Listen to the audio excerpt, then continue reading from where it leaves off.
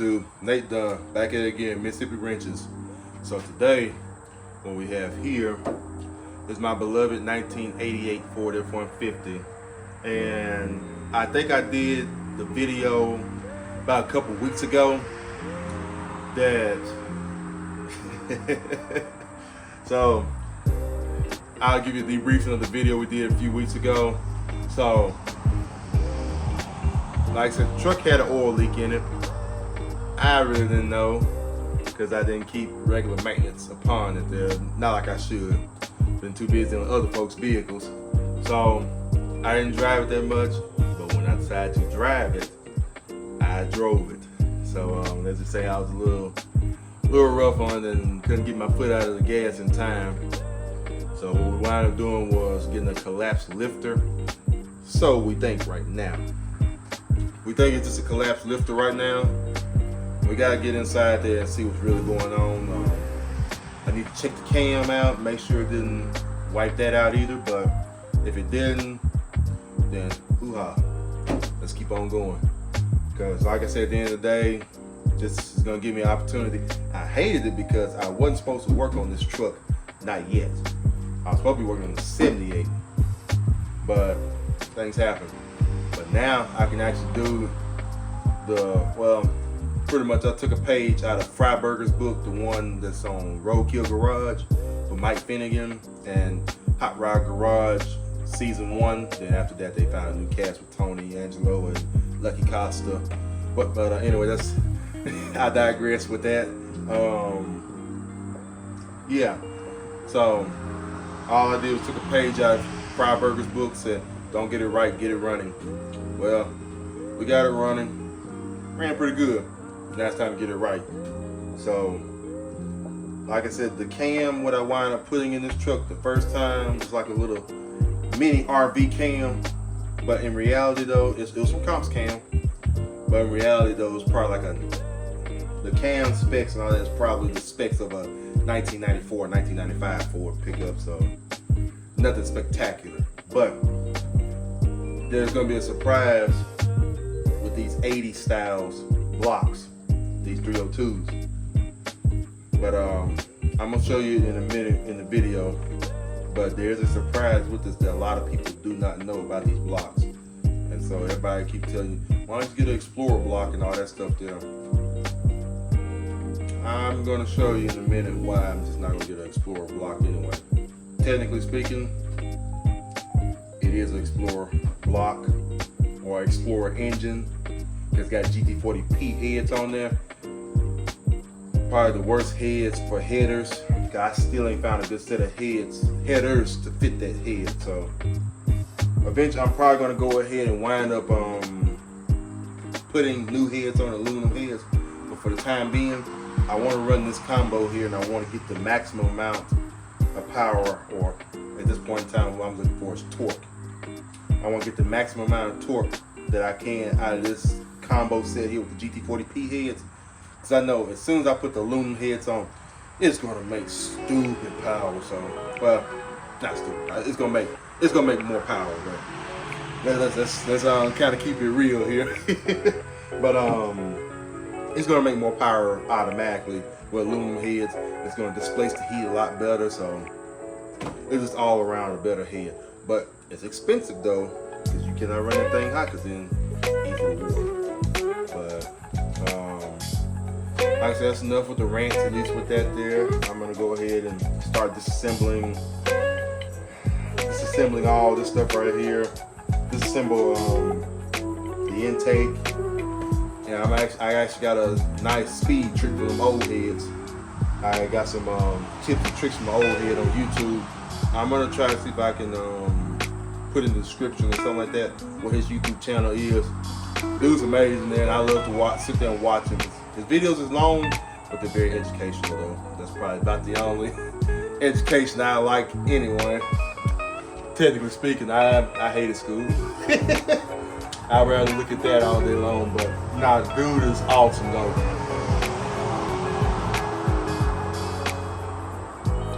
Mississippi, loud trucks, loud tires.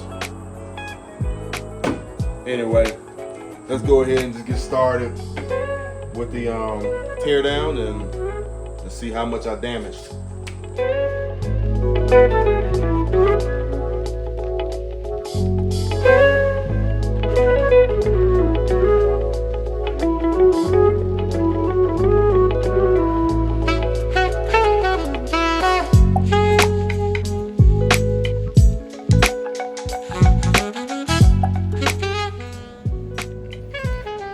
This truck system, far as when I took the old fuel injection system off, like the 80s stuff, because beforehand the 80s stuff was just big, junky, and it was junk. I couldn't tune it for nothing.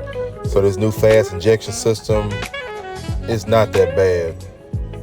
So trust me, it just cleans up everything, and it's a lot simpler than you think it would be. But again, I'll make a video just showing you how to hook this thing up here pretty much. But now all I'm doing is going ahead and took the valve covers off there. That was easy. Just a couple bolts. Next thing I'm doing is go ahead and I'm bolting the throttle body off. It literally just bolts it like a regular carburetor. And there's just a bunch of plugs around it. Just undoing the accelerator cable bracket. You see right there, the accelerator cable / kick down cable. So you just move it to the side. And then I'm just going ahead and just getting a lot of these vacuum lines on up out the way. Got the coolant temp sensor unplugged, along with the ground for the coolant temp sensor. And there's another vacuum line that goes to the carburetor. I'm sorry, not carburetor. I'm sorry, throttle body. Let's get that straight. And so now, again, just more plugs. And then eventually I hit the fuel lines up there. And the thing will just come up just nice and easy.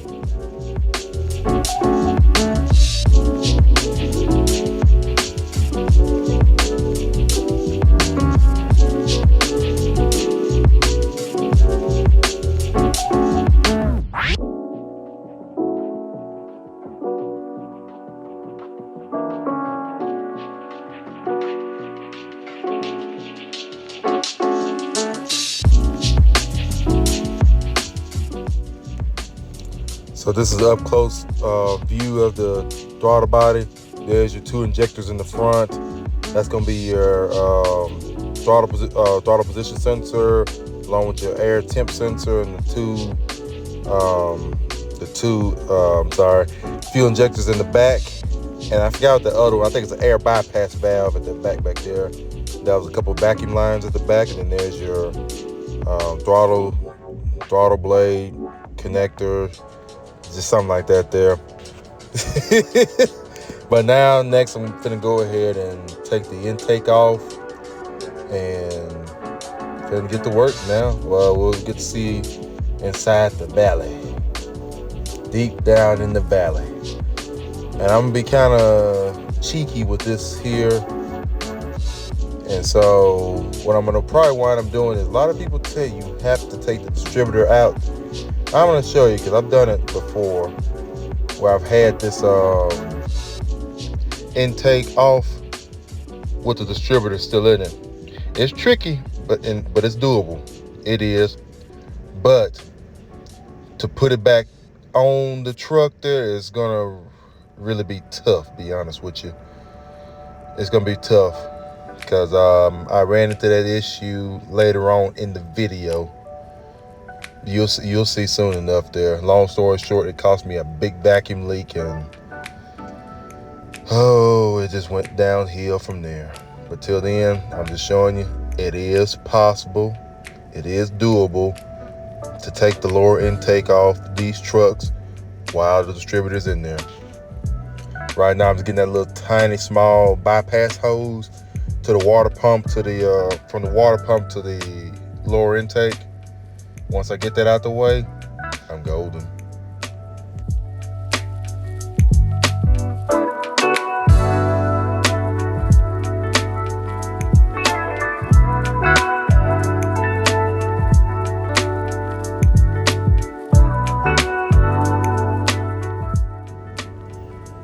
There we go. This is what I was telling you about. pretty much this is a roller block. Pretty much it's set up to be a roller block there. So the 80s Mustangs had roller cam shafts in them, but the truck blocks, they left them hydraulic flat tappet. But I could have made this a hydraulic system all day long. I was going to, but I had the wrong camshaft in there, so that pretty much just stopped that at that point there. But I will get the roller camshaft to where I can do that. Unfortunately, I believe that's where the block splits in half. If you make over 500, 600 some horsepower, they're supposed to crack in half. And I think that's the spots where they crack, where they get weak at there, because they done tapped into that. But otherwise, though, that's the valley there. You see what I'm talking about? You see how I ported them heads. Oh, they look beautiful.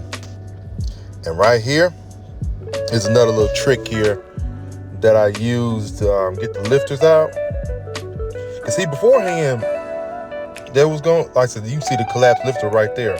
So I already got the offending article already, this one here. But I was just getting ready to remove all the lifters and get ready to put the roller lifters that I had. But as soon as I slept on it, and luckily I was talking with a couple buddies, I realized I had the wrong camshaft. So I had to go back with hydraulic flat tappet. But you see, you can get them lifters out with just a magnet. Now you see the difference. On the right is a regular lifter, all pumped up.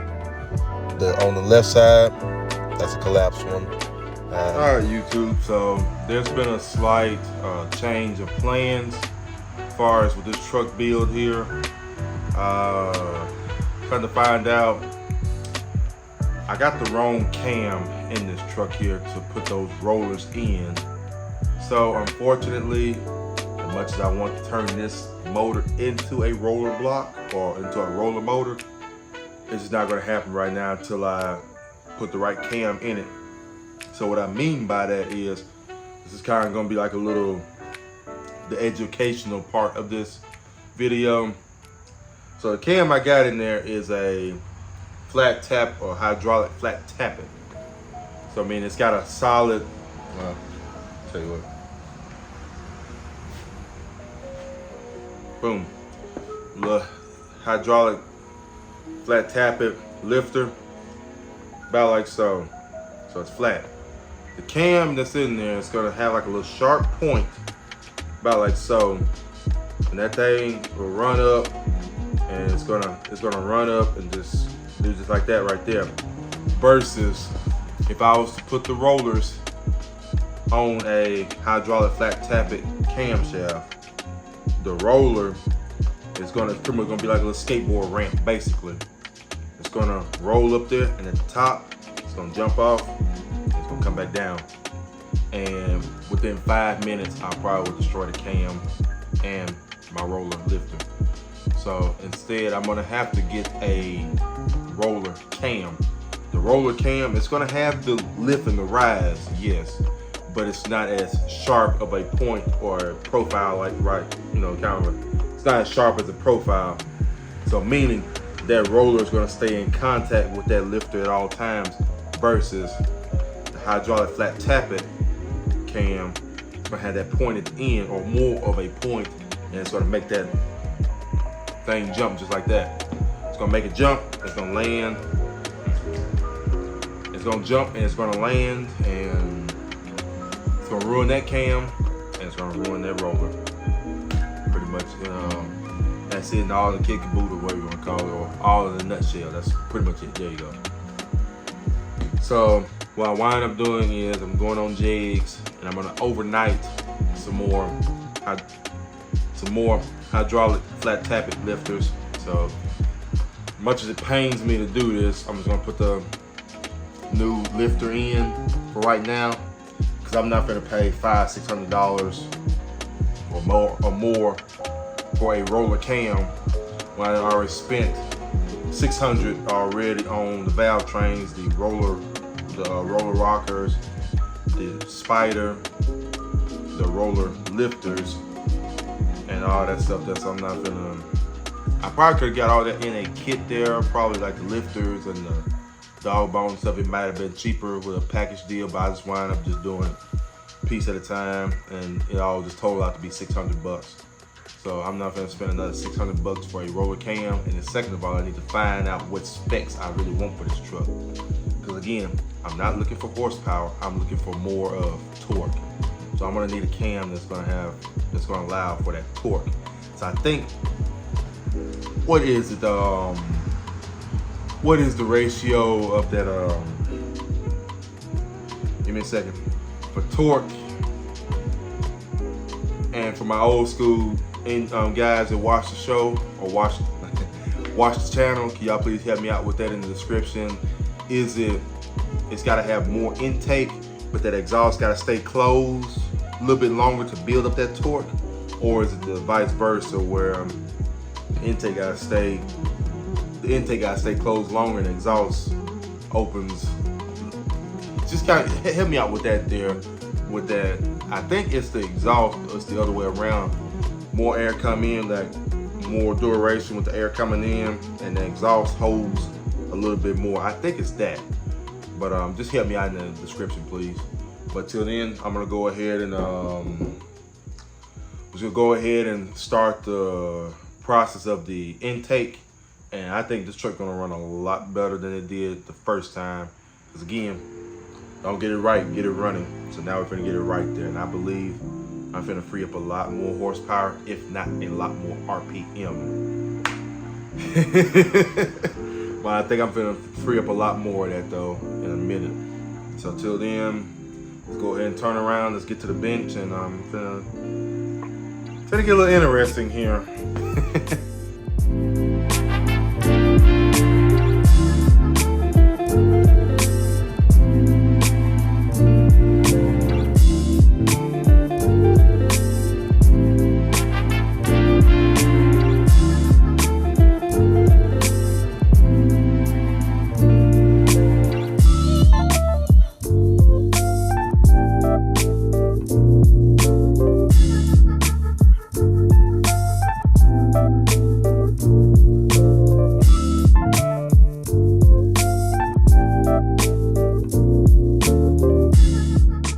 So it done took off a good bit right now. So I'm gonna take off just a little bit more. I'm gonna take off just a little bit more and try to round it and fine tune it so that way the airflow will have optimal amount, or it's gonna just be smooth transition. So you get rid of these sharp edges and you smooth these down, very smooth. It's almost to the point you're porting. And the funny thing is, I've done this all with the this is actually the same tool I used when I used this on the wooden bed on the 66 build. So I'm definitely getting my money's worth out for this thing here. Is it the correct thing to use? Maybe not, but it works if you're in a pinch. Are these the right bits to use? They work if you're in a pinch again, because again, these things are really ideal for wood, but it seems like it takes aluminum pretty decent. I will just say be careful and be wary. Make sure you got a good grip on this tool here. Make sure you wear your gloves and wear your safety glasses, because these things, all this aluminium, I might get some money off of this right here. Oh man, maybe about a penny, I guess. Just sweep it up in a little pile and put it in one of these little cups or something like that. So how much you give me for this cup of aluminium fine alloy? And they probably laugh in my face, but I digress though. Main thing is, a lot of people, the old heads, was talking about at least probably go down an inch at least. And so really, I'm thinking it looked like they already kind of giving me a line on this here, even with the casting mark. So if I go down even more, I tell you what, let's do a little theory. Okay, so right now I got this tape measure here. I'm probably just let it flop over a little bit. Sorry, it's a little hard. I'm gonna let it flop over. Look at that. Look, one hand. I'm gonna let it flop over like that there. So it looks to me like if I do this right here at this line, let me make sure I get you a nice view. At this line here, it's about 3/4, probably a little bit under that. So I think if I go ahead and just kind of keep on knocking it down just a little bit more, kind of come up under here likewise. Because main thing is I'm just slowly just chipping away at it. Because like I said, less is more. Like I said in my porting video, that 2010 Malibu, less is more, and you would rather take your time and just take a little off at a time instead of just going Calabunga, dude, and just jumping all into it there. You want to take your time with this there. You rather just take material off instead of having to add material, because when you add material, it's not going to be to its full potential strength, thus failing. So without further ado, I'm going to go ahead and keep on chipping away little by little at a time, and I'm going to bring you back when I start smoothing the edges out, so that way it makes it a lot easier transition. And I might try to see if I can open this up a little bit, because it's still got some room in there. So I might make this port here even wider. So only time will tell. But at least with this right here, I know I can do it. And also by me doing it this way here, like I said, according to the old heads, technically speaking, I will probably have a hybrid dual plane intake. So meaning I will actually have a little bit more CFM from a dual intake plane. And then like I said, again, this is a cheap, and I mean cheap, intake from China. And so oh B, it's a cheap intake from China though. It just is what it is. It's just cheap. So we're gonna just try our best to make it good. Because again, when I told you with fried burger, don't get it right, get it running. That's literally what I did. Got the cheapest 4-barrel intake, because as you know, with some of my Ford fans or Ford enthusiasts, y'all know what this truck had originally for a fuel injection system. So I had to take all that, so they didn't have any of this right here at all. So now I can actually see what we're working with now. But yeah, they didn't have any of this at all. So see, it's actually pretty wide open. I see some meat that I can still kind of take away from here. So I might just do a marker and just kind of go around it, make it flow a little bit better there. And that should help me out a lot. Same with these little runners down here. Because I noticed the truck, for all the stuff and all the work I've done to it, it just seemed like it was just, I don't know, it's like someone was holding it back. Obviously, this was it here.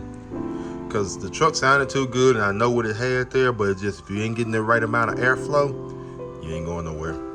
So, what we're going to wind up doing is, I'm going to just keep on working with this here. I'm probably not going to have y'all with me the whole entire time while I'm doing this here. I'm going to show you the high points, but main thing, I was showing you how I was cutting this, which was by this here.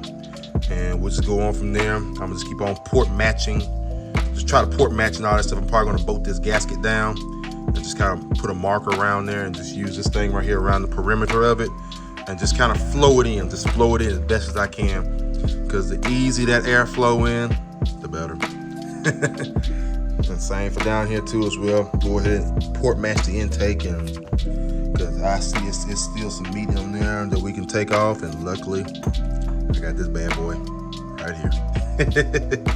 So I'm gonna go ahead and keep on working, and I'll let y'all see the finished result. And also too, I just realized I probably didn't finish my statement of why we're doing this here. So I'm gonna have a hybrid. So with the old school people, so single plane, it's gonna be a debate all day long there with single plane. But really, I believe that debate has been debunked a long time ago. But I'll go ahead and just put my little 1 cent in. Cause like I said, again, there's plenty of people that's got more experience than I got. They probably got more experience than I've been alive, to be honest with you. Pretty much what was explained to me was dual intake is more for the street, low RPM wise, versus single plane is more for race application or high RPM driving. And I'm not finna be driving this thing at no high RPMs all the time. Like I said, don't get me wrong, it'll work and it'll do good high RPMs, but at the end of the day, high RPMs, more gas and all that stuff there, you're not gonna enjoy cruising the truck there. Versus I can have the best of both worlds with this here, because I think the single plane also got little short runners as well too. Versus dual planes got long runners. They got longer runners than the single intake planes, what do you want to call it? The single intake plane. There we go. Let's go ahead and just get it right. And so with that being said, the longer tubes or longer channels, whatever you want to call it, they're more street friendly for low RPM torque, versus the single plane is more high RPM horsepower, and I'm going for torque. So at the end of the day, this would be the option. Like I said, I have my street friendly intake here, low RPMs, I can cruise it good. But when I want to get down on it there, it's kind of opened up some to where I can actually get more CFM in there, and I can pretty much have a pretty nice medium. Because again, I don't believe the truck is going to RPM that much higher, but at least I'm going to get my best bang for the buck on both ends. So I have a low end and I have some high end. So that's pretty much the best way that was described to me with single plane versus dual plane. And this hack here from the old school or the old heads, this was pretty much was explained to me, and that's kind of what I picked up from them with that. So till then, I'm gonna go ahead and just get back to work. I'm sorry, I couldn't remember if I explained that to y'all or not there. I think I started it in pretty much in Nate style. I started something as far as a statement or something. I forget to finish the statement, but this time I went back for it.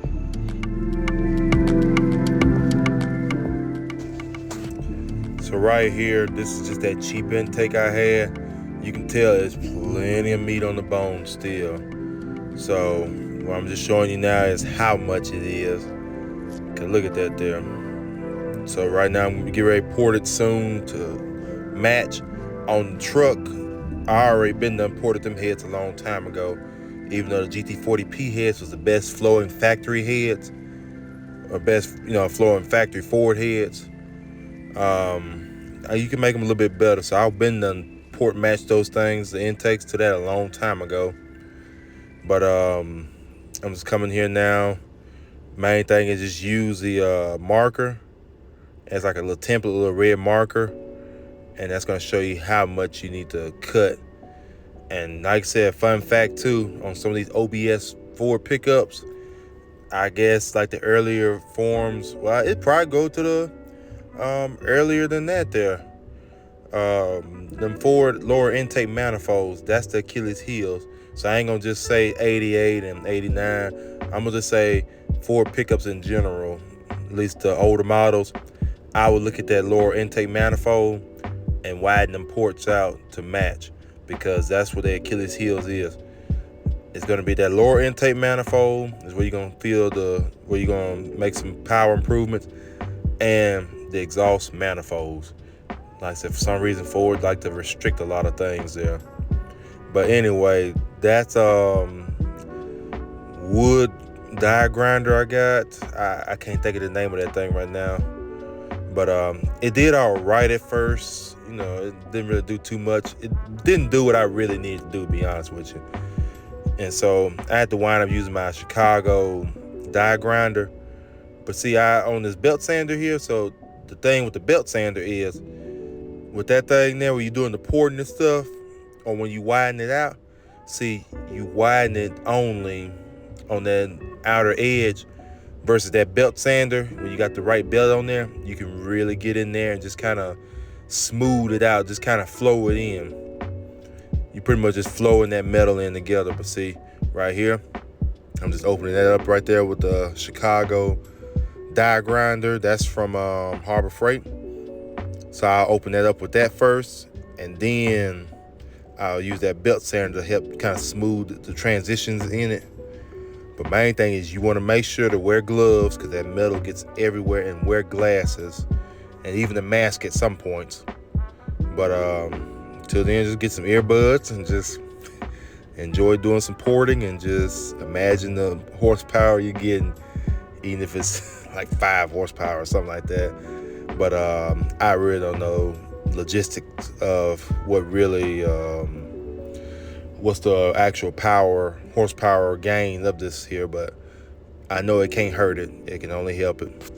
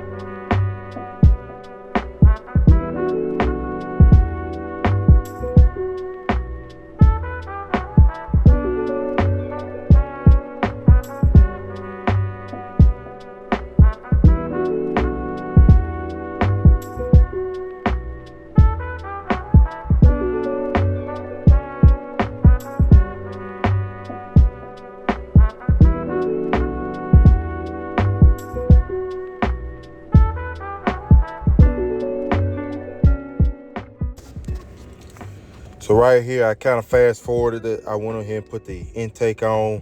So right now, I went ahead and put the roller rockers on. And pretty much, I didn't want to bore y'all with this system here. The beautiful part is it helped me out a lot with that with keeping that distributor in, as far as lashing these things here. Is pretty much I was able to go cylinder by file order. And one thing I would say you would need to do is, see right there I was showing you. One thing, pretty much long story short, just to make it simple and easy, between a quarter turn of the torque wrench, it's somewhere in between a quarter to a half a turn, you want to reach that 20 foot-pounds of torque at that point in time, between a quarter and a half turn of the torque wrench. If you don't be in them specs, then you need to add some shims so that way you can get into that spec between a quarter and a half. I had to make sure I say it.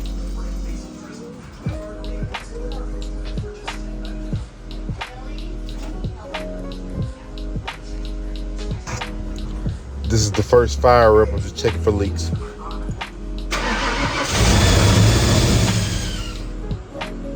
So last scene was, it was running, but it wasn't running right because it had a huge vacuum leak. So I had to tear it back down again.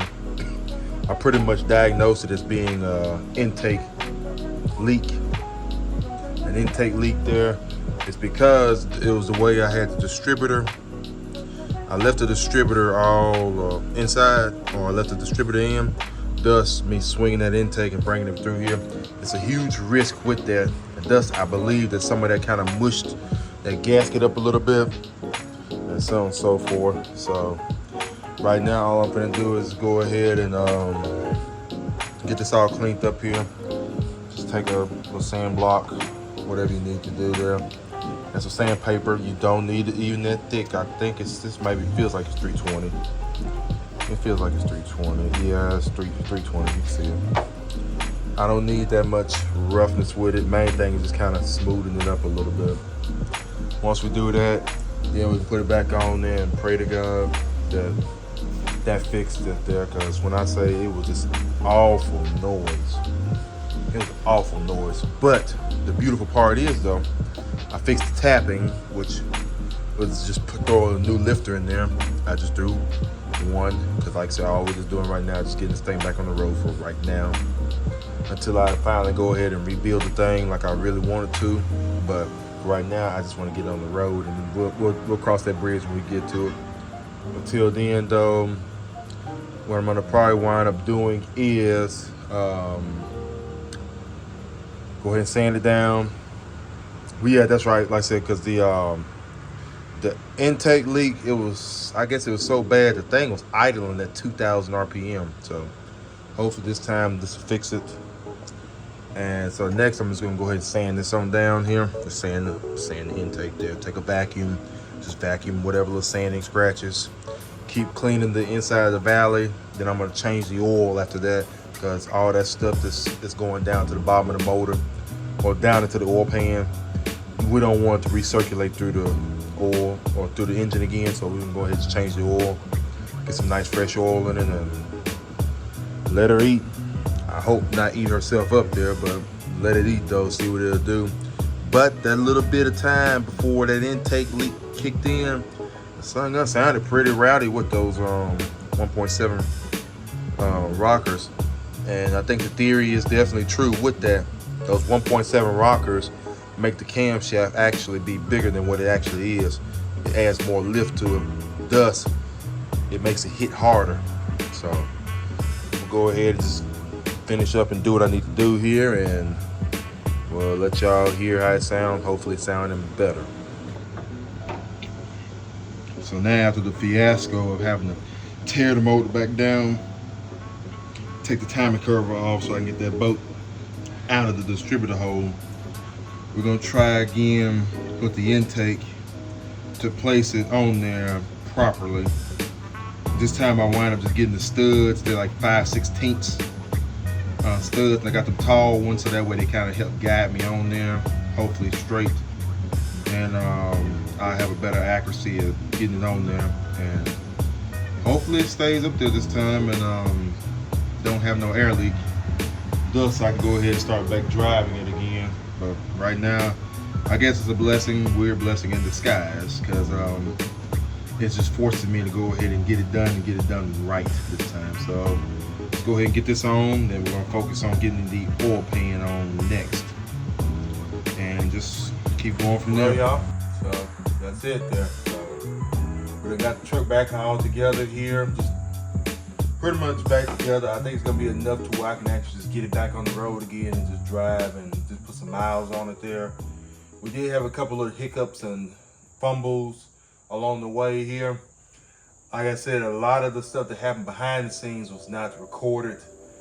For instance, whenever I was getting ready to put the intake manifold on, well, the first time, I believe I didn't have the manifold on tight enough, thus it created a big vacuum leak. And then a coolant leak as well too, because the way I put that silicone on there, it didn't really hold that water in like it needed to. So what we wind up doing is taking that back off, just cleaned up everything really good, and I had to wind up, what happened was I had the bolt in my hand and I did the big no-no. So in the video you might have saw me when I went ahead and put the intake manifold on with the distributor still in it. Yes, it is possible, but it is very tricky though. So the second time I put the intake manifold on, or attempted to put the intake manifold on, had the distributor out. Thus, I did the cardinal sin there, the number one no-no, which is I didn't have a rag over the distributor hole. And what happened next? Well, had two bolts in my hand, turned around, only had one bolt in my hand, and the other bolt was going whoop, down the distributor hole. So if I was in golf, it would be a hole in one. But now, well, that forced me to tear down the engine, and thus while I was tearing down the engine, it just seems to me like old Christine, that's, by the way, that's the name of the truck. Old Christine was forcing me to fix it the right way this time. So even then I had no choice but to fix it the right way this time. So make sure everything was all gasketed really good. And even then I found out that the harmonic balancer had a hairline crack in the little rubber piece, and that's a no-no, especially on the any kind of vehicle there. If you see like a little hairline fraction piece of that rubber in the middle of that harmonic balancer, you have to replace it. If you don't replace it, you ruin the engine, because that little I think it's the little steel pieces on the inside somehow spins within it, thus it knocks the timing out. But like I said, we wind up just getting that fixed up and taken care of. So at least that's a preventative maintenance. Does it add power? No, but it just adds longevity. And then the next thing is I wind up relocating my full. Oh, man. Okay. I wind up relocating my fuel pressure regulator from over there in this spot to over here, so that way it makes it a lot easier for me to, one, look at my gauge, and second of all, to adjust it a lot easier. And it don't hit the hood and everything is good. That rhymes. But I wind up putting some of the braided fuel line on there. Made a couple of those fuel lines, and they run across through there. Like I said, the truck sounds good, and it's gonna just take some time for it to relearn itself, because with this system, once you unhook the battery and you unhook a lot of stuff, then it's gotta go back and relearn this programming and all that stuff again. So I gotta go ahead and drive it and just get it back going good. And second of all, at least the beautiful part with this little venture here, it made me put a thermostat in there, because the first time I did this whole system here, I forgot to put the thermostat in. Well, that kind of bit me a lot of times, especially when I was driving this truck in the wintertime. It never would get to operating temperature. It never would get to warm. And I have at least 11-minute drive to work. So now it should get pretty hot there, at least to operating temperature, or at least to 160, because that's what I want to at least get it at. I put a, I think it's a 180 thermostat in there, 180 temp thermostat there. Put that in there. I'm gonna see how it does. But main thing is I want to get to 160, because that's the key right there. When you get to 160, then the system starts to learn and starts to build your map off of that there. But I tell you what, I'm gonna make a separate video with me explaining how to hook this all up here, because I know the video is gonna be already too long there, and some people, they might be curious about fuel injection there.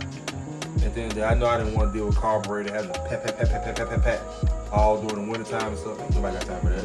So we're gonna go ahead and put fuel injection on there. And the beautiful part is this truck was originally fuel injection, but it wasn't tunable fuel injection, because it was a MAP sensor instead of a mass airflow sensor. So it already had, it pretty much had like a circuit or a data log already made up and stuff that said you couldn't change it for nothing. You could have changed it, but you're gonna have to have some special equipment, and it was just gonna be a nightmare to try to find some way how to tune this OBD1 computer and all that stuff, and it probably wouldn't be worth it. So next best thing is, you see some people have fuel carbureted these trucks here, but I didn't want to deal with that. So the next best thing is go ahead with that fast injection. It's easy to set up, I promise you it is. And then I guess the next thing too is, well, yeah, the next video I'm gonna do is it's gonna pertain to, even though I got the fast injection system, but it'll pertain to the Holly Sniper and the what's the other one, the Phytech, and also what's the others there? There's been some kill shots out there. So there's a couple of systems out there, but it's just pretty much I give you just the basics of how to get it hooked up. You should be golden, especially if you got these OBD trucks that was already factory fuel injection. You're already ahead of the game already, because you got an electronic fuel pump inside the tank anyway.